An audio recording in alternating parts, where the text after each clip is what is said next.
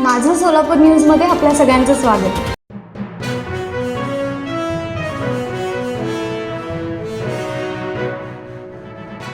विजापूर रोडवरील पनास अपार्टमेंटमध्ये एका वर्षात फ्लॅटचा ताबा देतो म्हणत कोट्यवधी रुपये घेऊनही अनेकांना घरे दिली गेली नाहीत. मागील 3 महिन्यात अशा 8 जणांनी शहर पोलिसांमध्ये धाव घेतली असून आता 2 चार्टर्ड अकाउंटंटनी विजापूर नाका पोलीस ठाण्यामध्ये फिर्यादी दिल्या आहेत.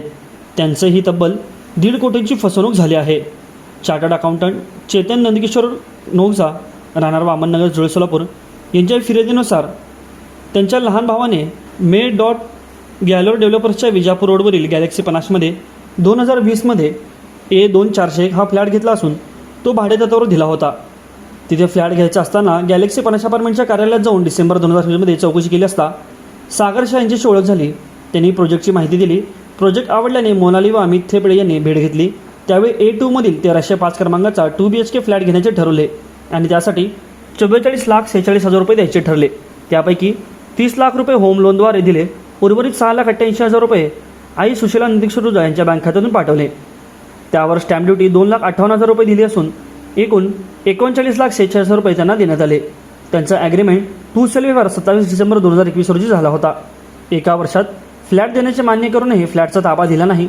तत्पूर्वी तेथील B विंगमधील 1404 क्रमांकाच्या दुसऱ्या फ्लॅटसाठी 70,50,000 रुपये देण्याचे ठरले. त्यापैकी 45,77,000 रुपये होम लोनद्वारे दिले तर 10 लाख रुपये पत्नीच्या खात्यातून पाठवले. स्टॅम्प ड्युटीचे 3,90,000 रुपये दिले असताना एकूण 65,67,000 रुपये दिले असता 18 जानेवारी 2022 रोजी व्यवहार झाला. फ्लॅटचा ताबाही अद्याप दिलेला नसून मोनाली थेपडे, दीपक गुगले, शीतल देशमुखे, अमित थेपडे, सागर शाह, शंकर लोंढे यांनी 1,05,13,000 रुपयांची फसवणूक केली. दोन्ही फ्लॅटसाठी लागणाऱ्या DHFL कंपनीचे NOC बनावट देऊनही दोन्ही फ्लॅटचा ताबा दिला नसून असे फिर्यादीमध्ये नमूद करण्यात आले आहे. सध्या त्यांच्यावरती गुन्हा दाखल झाला असून अधिक तपास पोलीस करत आहेत. माझं सोलापूर न्यूज या यूट्यूब चॅनलला सबस्क्राईब करा आणि बेल आयकॉन प्रेस करायला विसरू नका.